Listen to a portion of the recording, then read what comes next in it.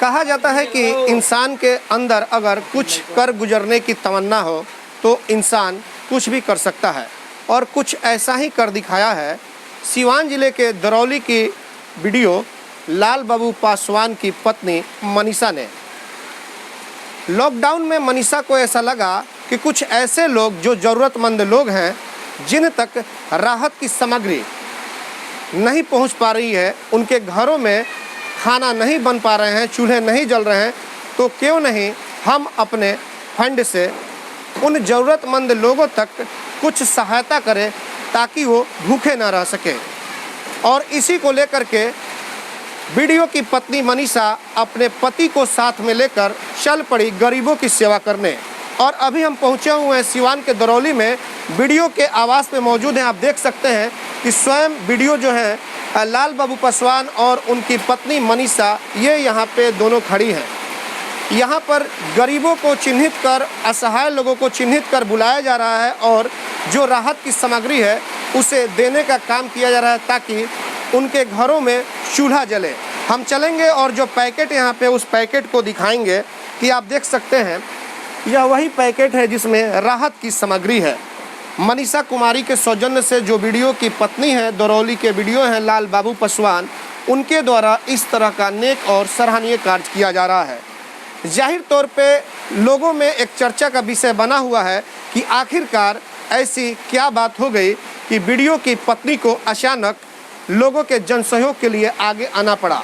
इसको लेकर हम उनसे बात करते हैं कि उनका इस पे क्या कुछ कहना है, क्या कुछ कहना चाहेंगी। जो आप लोग पैकेटिंग कर रही हैं, तो आखिर अचानक मन में किस तरह की बात आई कि आप लोगों के लिए खड़ी हो गई? ये जो अभी कोरोना का संकट चल रहा है देश में, ये पूरे विश्व स्तर पे जो चल रहा है, तो यहाँ काफ़ी लोग मजदूर भाई जो हमारे हैं वो बिहार से हैं। काफ़ी आसपास में मैं मजदूर वर्ग के लोगों को देख रही हूँ, उनके घर में राशन, उनकी भुखमरी की स्थिति आ गई है। अब ये तो कहीं से अच्छा नहीं लगता कि आप मतलब अच्छे से मतलब कुछ भी है, मतलब मुझे ऐसा लगा कि हाँ चलिए आगे बढ़ करके मुझे मदद करनी चाहिए और मैं सभी लोगों से चाहूँगी कि वो भी आगे बढ़कर आएँ और इस कार्य में मदद करें। जिनकी जो क्षमता है, जिनकी जो शक्ति है, वो अपनी शक्ति के अनुरूप ही इस कार्य में सहयोग करें अपने स्तर पर।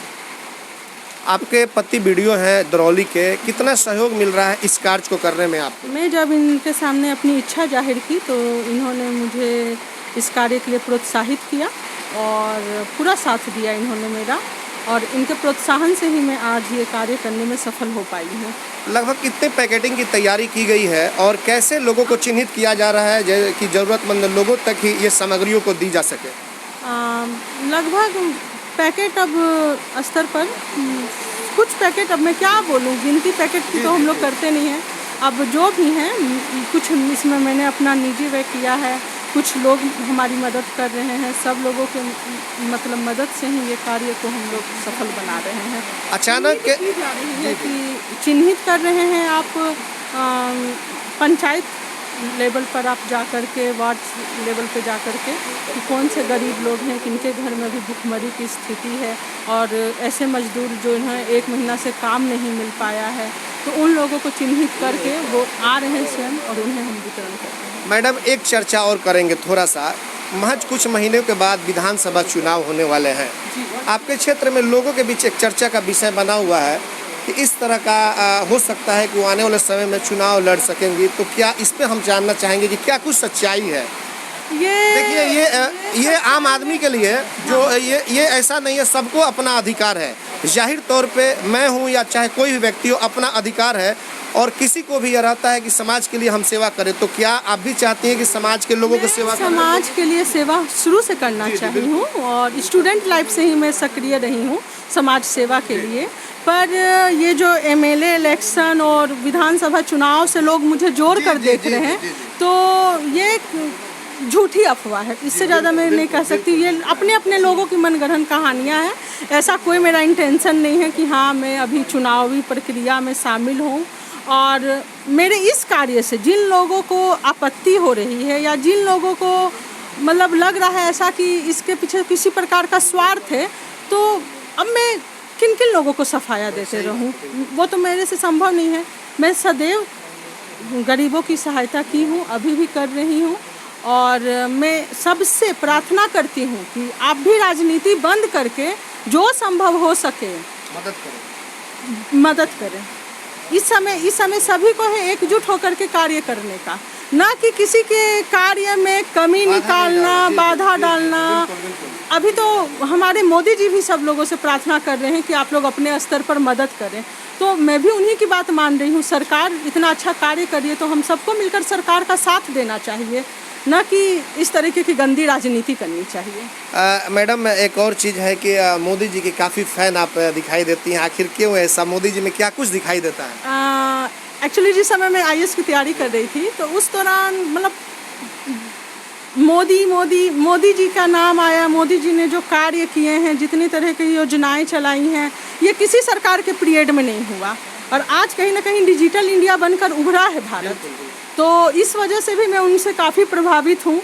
और मुझे ऐसा लगता है कि सरकार की ये जो पहल है कि हम अपन लॉकडाउन करके जो उन्होंने नियंत्रण किया, नहीं तो जिस प्रकार भारत की आबादी है, यहाँ पे कोरोना वायरस को फैलने से रोका नहीं जा सकता था। फिर भी अपने देश की स्थिति काफ़ी अच्छी है अन्य देशों के मुकाबले। जैसे इटली और अमेरिका में वो इतने विकसित देश हैं, फिर भी उन्होंने कोरोना महामारी को रोकने में वो असक्षम रहे हैं। किंतु भारत अभी भी इस लॉकडाउन की प्रक्रिया, सरकार का जो कार्य है, वो कार्य काफ़ी सराहनीय है। और इस कार्य से मैं भी प्रभावित हूँ, क्योंकि मैं रात दिन अपने पति को देखती हूँ घर में कि वो किस प्रकार कार्य कर रहे हैं, 24 आवर ड्यूटी कर रहे हैं। वो भी सरकार का एक अंग ही है। तो अगर ये 24 आवर ड्यूटी कर सकते हैं तो क्या हम पहल करके कुछ मदद नहीं कर सकते हैं?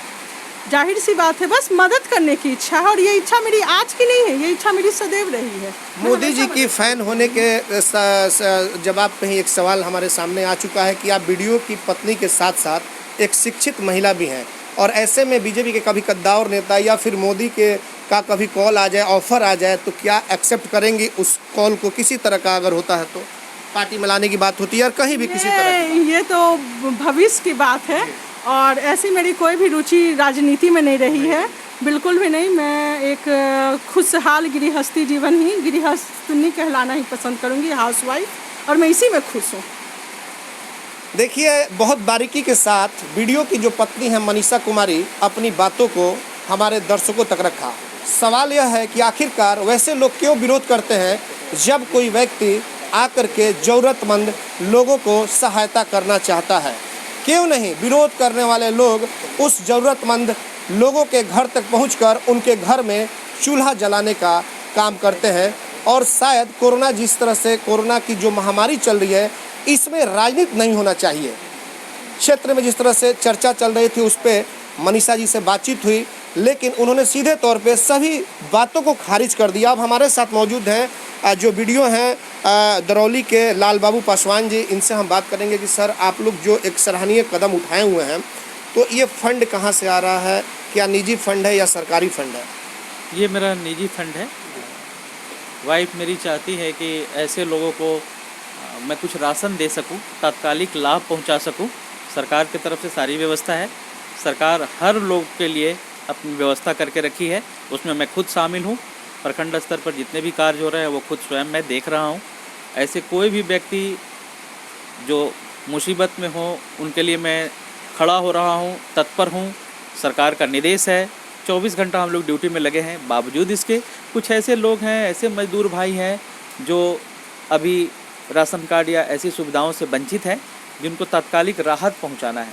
हमारी वाइफ की पहल थी, आग्रह था, मैं उसको स्वीकार किया और उन्हें सहयोग किया। मैंने उन्हें कहा भी कि आप इन्हें दे सकते हैं, क्योंकि तात्कालिक राहत देना कोई बुरी चीज़ नहीं है, और मैं उनको सरकारी राहत तो दूंगा ही। जो एलिजिबल हैं, जो अर्हता रखते हैं, ऐसे सभी लोगों को हमने चिन्हित कर लिया है और हम उन्हें जोड़ने जा रहे हैं। लेकिन जो लोग कुछ वंचित हैं, जो छूटे हुए हैं, जो बाहर से आए हैं, जिनकी मजदूरी चली गई है, ऐसे लोगों को ही हम इस तरह का राहत पहुंचा रहे हैं। सर, जिस तरह से क्षेत्र में जो चर्चाएं चल रही है, जैसे कि आपको भी जानकारी होगी, कई लोग विरोध भी कर रहे हैं। कई लोगों का कहना है कि आपकी पत्नी मनीषा जी राजनीतिक में पांव पसारने वाली हैं, आने वाली हैं। क्या कहेंगे इस पर आप? इस पर तो मैं कुछ नहीं कह पाऊँगा। एक अच्छी बात है कि मैं भी पढ़ा लिखा हूँ, जी बिल्कुल, पढ़ लिख कर ही आया हूँ। अगर कल कोई राजनीति में जाता है तो ये अच्छी बात है। पढ़े लिखे लोग अगर पॉलिटिक्स में जाते हैं तो देश के लिए बहुत अच्छी बात है, राज्य के लिए बहुत अच्छी बात है। पर अभी ऐसी कोई संभावना नहीं है।